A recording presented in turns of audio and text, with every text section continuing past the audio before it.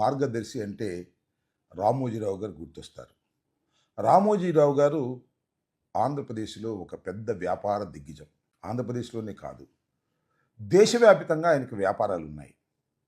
ఆయన 2006 వరకు కూడా మార్గదర్శి ఫైనాన్షియర్స్ అనేటువంటి ఒక సంస్థ ద్వారా 2600 కోట్ల రూపాయలు డిపాజిట్లు వసూలు చేశారు.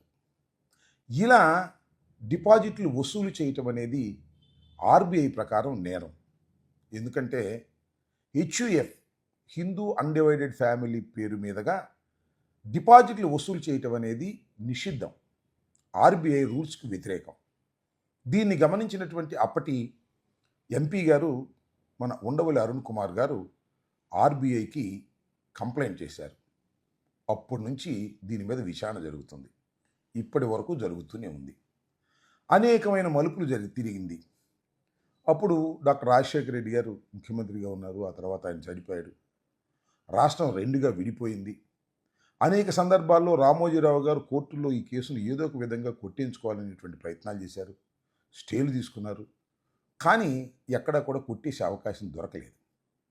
కానీ రాష్ట్రం చీలిపోయిన తర్వాత 2018లో మాత్రం మూడో కంటికి తెలియకోకుండా ఈ కేసును కొట్టేశారు. ఇది చాలామందికి తెలియదు. ఆలస్యంగా తెలుసుకున్నటువంటి అరుణ్ కుమార్ గారు దీన్ని సుప్రీంకోర్టుకు అప్పీల్ చేశారు. సుప్రీంకోర్టులో తన ఆర్గ్యుమెంట్ని వినిపించారు. ఎస్, మీ ఆర్గ్యుమెంట్ కరెక్ట్. ఈ కేసుని హైదరాబాదులో కొట్టివేయటం తప్పు, మళ్ళా దీన్ని విచారించవలసిందేనని మళ్ళీ రీఓపెన్ చేసి తెలంగాణ కోర్టుకు పంపించారు.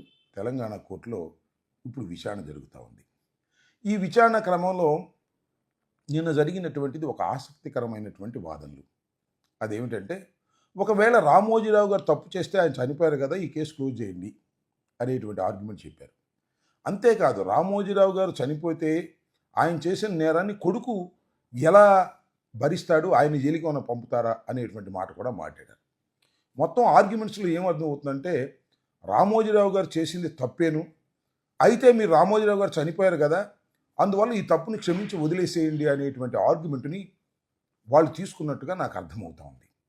మీరు ఒకసారి చూసినట్లయితే రామోజీరావు గారి కుమారుడైనటువంటి కిరణ్ గారు వ్యాపారాలన్నింటినీ కూడా కొనసాగిస్తూ ఉన్నారు. దాంతోపాటుగా ఈ హెచ్‌యుఎఫ్ వ్యాపారం కూడా ఇంకా కొనసాగుతూనే ఉంది. దీన్నే కోర్టు వారు కూడా అడిగారు, ఏమండి ఆ హెచ్‌యుఎఫ్ కొనసాగుతుంది కదా, కాబట్టి ఈ కేసును అలా డిస్మిస్ చేయడానికి వీల్లేదు, దీనిలో పూర్తిగా విచారణ జరగవలసిందని చెబుతూ 28వ తారీఖు వాయిదా వేశారు. ఈ కేసులో విచారణ జరిగితే వసూలు చేసిన 2600 కోట్ల రూపాయలకి డబుల్ పెనాల్టీ వేసేటటువంటి అవకాశం ఉంది. దాని నుంచి తప్పుకోవాలనేటువంటి ప్రయత్నం మరి ఆ కిరణ్ కుమార్ గారు ప్రయత్నం చేస్తున్నాడు, రామోజీరావు గారు అబ్బాయి అనేటువంటి వ్యక్తి. దానికి చంద్రబాబు నాయుడు గారు సపోర్టింగ్గా కూడా ఉన్నారు. నేను ఈ విషయాలని ఎందుకు చెప్తున్నానంటే, ఇంతకుముందు కూడా చాలా సందర్భాల్లో మనం డిస్కస్ చేశాం. రామోజీరావు గారు అయినా చాలా గొప్ప వ్యక్తి అని, ఆయన ఈ మధ్యన ఏదో ఆయన చనిపోయిన తర్వాత భారతరత్న కూడా ఇవ్వాలని, అంతేకాకుండా ప్రభుత్వం ఖర్చు పెట్టి ఏపీ గవర్నమెంటు కోట్ల రూపాయలు ఖర్చు పెట్టి ఆయన వర్ధంతిని కూడా నిర్వహించినటువంటి సందర్భం ఉంది. ఆయన చనిపోతే ఆయన సంస్మరణ సభ అనుకుంటాను, వర్ధంతి కాదు, సంస్మరణ సభను కూడా నిర్వహించినటువంటి కార్యక్రమం ఉంది ప్రభుత్వ ధనంతో. అంత గొప్పవాడు అనేటువంటి ప్రచారం తెలుగుదేశం ప్రభుత్వం చేస్తుంది. కానీ ఆయన మాత్రం చాలా వ్యాపారాల్లో అనేకమైనటువంటి అక్రమాలు, క్రైమ్స్ పాల్పడి కోటాను కోట్ల రూపాయలు సంపాదించి ఒక సామ్రాజ్యాన్ని ఏర్పాటు చేసుకున్నాడనే విషయం పచ్చి వాస్తవమైన విషయం. దాని మీదే ఇవాళ హైదరాబాద్ హైకోర్టులో పెద్ద చర్చ జరుగుతుంది. దీని మీద వాయిదాలు జరుగుతూ ఉన్నాయి. ఈ క్రమంలో నేను చెప్పదలుచుకున్నది ఏంటంటే, ఇంతకుముందు కూడా చాలా సందర్భాల్లో చెప్పాం, రామోజీరావు గారి మహానుభావుడు కాదు, is a white collar criminal, ఆయన అనేకమైన నేరాలకు పాల్పడినటువంటి వ్యక్తి అని. అంతేకాదు, చీట్ ఫండ్స్ విషయంలో కూడా అనేక నేరాలకు పాల్పడ్డారు. అవి కూడా కోర్టులో ఉన్నాయి. ఆ కోర్టులో ఉన్న కేసులన్నింటినీ కూడా చంద్రబాబు నాయుడు గారు అధికారంలోకి వచ్చిన తర్వాత విత్డ్రా చేసుకోవాలనేటువంటి ప్రయత్నం కూడా చేస్తున్నారు. అది దుర్మార్గమైనటువంటి ప్రయత్నం అనుకోండి, అది వేరే అంశం. కాబట్టి నేను ఈ సందర్భంగా చెప్పదలుచుకుంది ఏంటంటే, రామోజీరావు గారి మార్గదర్శి ఫైనాన్సర్స్ అనే దాని మీద క్రిమినల్ ప్రొసీడింగ్స్ని కొనసాగించాలనేదే ఆర్బీఐ ఆర్గ్యుమెంట్ చెప్పింది. ఇవాళ సాక్షి పేపర్లో మొదటి పేజీలో వచ్చింది. ఈనాడులో మాత్రం ఎక్కడ ప్రస్తావన లేదు. కాకపోతే ఆంధ్రజ్యోతిలో కూడా ఒక భాగంలో వేశారు, ఈ మార్గదర్శి మీద క్రిమినల్ ప్రొసీడింగ్స్ కొనసాగించాల్సిందేననేది ఆర్బీఐ ఆర్గ్యుమెంట్ చేసింది. దాని మీద వాదనలు విన్న తర్వాత 28వ తారీఖు వాయిదా వేశారనేటువంటి మాట కూడా చెప్పారు. ఎందుకు చెప్తున్నానంటే, ఈనాడు అనేది నిష్పక్షపాతంగా వార్తలను ప్రచురించే పత్రిక అన్నారు. కానీ ఎక్కడా కూడా మార్గదర్శి మీద ఇంత వ్యవహారం జరుగుతుంటే ఇంత ముక్క కూడా దానిలో వేయటం లేదు. ఎందుకంటే వారి పత్రిక కదా వాస్తవాలను దాచేటటువంటి ప్రయత్నం చేస్తున్నారు. ఇది ప్రజలు గమనించాలనేది నా అభిప్రాయం. రామోజీరావు గారు అనే వ్యక్తి మరణించినప్పటికి కూడా అనేక నేరాలకు పాల్పడ్డాడు కాబట్టి ఆయన మీద విచారణ జరగవలసిందే. ఆ విచారణ తర్వాత లాజికల్ ఎండ్గా శిక్ష పడవలసిందే. అవసరమైతే 2,600 కోట్ల రూపాయలు వారు కలెక్ట్ చేశారు కాబట్టి దానికి డబుల్ పెనాల్టీ కట్టాల్సినటువంటి పరిస్థితి ఏర్పడుతుంది.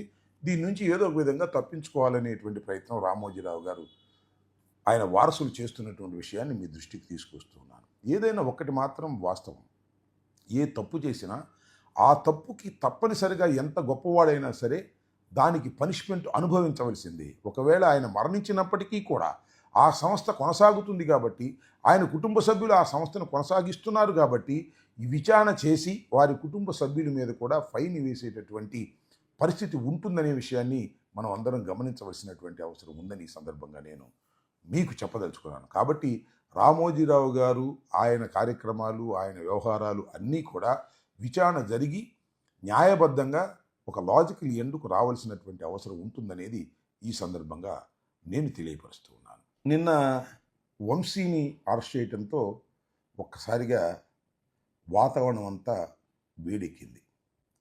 వేడెక్కడంతో పాటు వంశీ మాత్రమే కాదు, ఇంకా చాలామందిని అరెస్ట్ చేస్తామనేటువంటి మాటలు మాట్లాడుతున్నారు తెలుగుదేశం నాయకులు. బుద్ధా వెంకన్న గారు, చింతమనేని ప్రభాకర్ గారు వీళ్ళు కూడా నిన్న ఆవేశంగా చాలా స్టేట్మెంట్లు ఇచ్చారు. దానిలో ఏమంటారంటే ఇక నెక్స్ట్ నాని, ఆ తర్వాత అంబటి రాంబాబు మాట్లాడుతున్నాడు. అంబటి రాంబాబుని ఎవరైనా మాట్లాడరు అనుకుంటున్నాడు. అంబటి రాంబాబు కూడా ఉంటాడు. ఇప్పుడు నేను చూశాను. చింతమనేని ప్రభాకర్ గారు అయితే కోడెల శివప్రసాద్ మరణించడానికి కారణం నేనని, నా మీద కూడా 306 కేసు పెట్టి అరెస్ట్ చేస్తామనేటువంటి మాట ఆయన మాట్లాడాడు. తెలిసి మాట్లాడాడో తెలియక మాట్లాడాడో నాకు అర్థం కాల.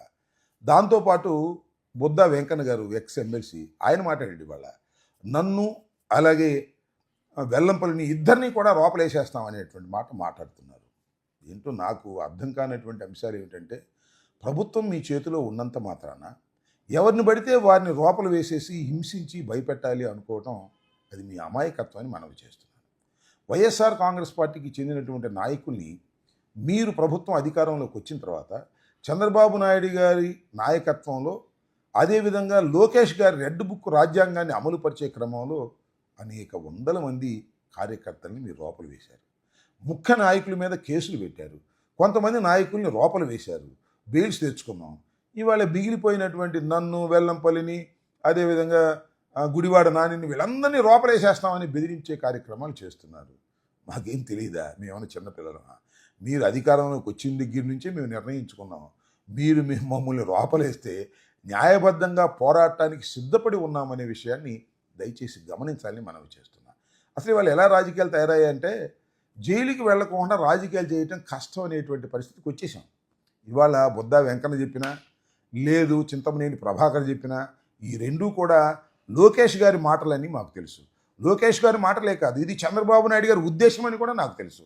కాబట్టి మీరు మమ్మల్ని దొరికితే లోపలేసేయాలని అన్నీ ఎతుకుతూ ఉన్నారు. ఇవాళ ఎక్కడెక్కడ కేసులు ఉన్నాయి, ఏం కేసులు ఉన్నాయి, లేదు ఏ కేసులు ఫాల్స్గా పెట్టి అంబటి రాంబాబును లోపలేయచ్చు, ఏ కేసులు ఫాల్స్గా పెట్టి నానిని లోపలేయచ్చు, ఏ కేసులు ఫాల్స్గా పెట్టి వెల్లంపల్లి శ్రీనివాసం లోపలేయచ్చు. ఎవరైతే యాక్టివ్గా ఉంటున్నారో వాళ్ళందరినీ బెదిరించేసేద్దాం, వీళ్ళందరినీ నెల తరబడి లోపల పెట్టేసేద్దాం, పెట్టేస్తే పార్టీ ఏదో అణిగిపోతుంది అనేటువంటి ఒక అమాయకమైనటువంటి పద్ధతుల్లో మీరు ప్రవర్తన చేస్తున్నారనే విషయాన్ని నేను చాలా స్పష్టంగా ఇక్కడ చెప్పదలుచుకున్నాను. Yes, we're ready. మీరు కేసులు పెట్టాలనుకుంటే పెట్టుకోండి, మేము చేయగలిగేది ఏమి లేదు కదా. ప్రభుత్వం మీ చేతిలో ఉంది, డీజీపీ మీ చేతిలో ఉన్నారు. హోంమంత్రి గారు ఏం చెప్తే అది డీజీపీ చేయడానికి సిద్ధంగా ఉన్నారు. ఎవరి మీద దొంగ కేసులు పెట్టమంటే వారి మీద కేసులు పెట్టే పరిస్థితిలోకి వాళ్ళ పోలీసు యంత్రాంగం దిగజారిపోయింది. కాబట్టి మీరు ఎప్పుడు కేసులు పెట్టుకున్నా మాకు ఏ విధమైన అభ్యంతరం లేదు. దానికి మేము సిద్ధంగా ఉండక చేయగలిగింది కూడా లేదనేది మాకు తెలుసని కూడా మనవి చేస్తున్నాను. ఇప్పుడు ఒక వార్త చూసా, చింతమనేని ప్రభాకర్ గారి మీద అంట చంద్రబాబు నాయుడు గారు అసహనం ప్రకటించారంట. అది కూడా ఈనాడులో. ఎందుకు వేస్తారు ఇలాంటి వార్తలు? ఊరికినే ప్రజల్ని మభ్యపెట్టడానికి. చింతమనేని ప్రభాకర్ని రెచ్చగొట్టేది చంద్రబాబు నాయుడు గారే, బుద్ధా వెంకన్నని రెచ్చగొట్టేది చంద్రబాబు నాయుడు గారే, హోంమంత్రి గారిని రెచ్చగొట్టేది చంద్రబాబు నాయుడు గారే. ఆయనే రెచ్చగొట్టి మా మీద స్టేట్మెంట్లు ఇప్పించి మళ్ళీ ఆయన పెద్ద మనిషి తరహాగా అరే రే ఏంటిది ఇలా మాట్లాడుతున్నారు అనేటువంటి ఒక కామెడీ నాటకాన్ని ఆడేటటువంటి పరిస్థితికి చంద్రబాబు నాయుడు గారు ఇదేం కొత్త కాదు. ఈనాళ్ళు ఇంత మొక్కేస్తారు. బుద్ధ వెంకన్న కూడా రేపు మందలించామంటారు. చింతమనేని ప్రభాకర్ను కూడా మేము మందలించామంటారు. ఈ రకంగా నాటకాలు ఆడే పరిస్థితికి ఇవాళ చంద్రబాబు నాయుడు గారి ప్రభుత్వం రెడ్ బుక్ రాజ్యాంగాన్ని అమలు చేసే కార్యక్రమం చేస్తుంది. మేమేం భయపడటానికి సిద్ధంగా లేవు. మీరు అరెస్టు చేస్తే అరెస్టు కాక మాకు వేరే మార్గం కూడా లేదు. దానికి మేము మానసికంగా సిద్ధపడే రాజకీయాల్లో ఉన్నామనే విషయాన్ని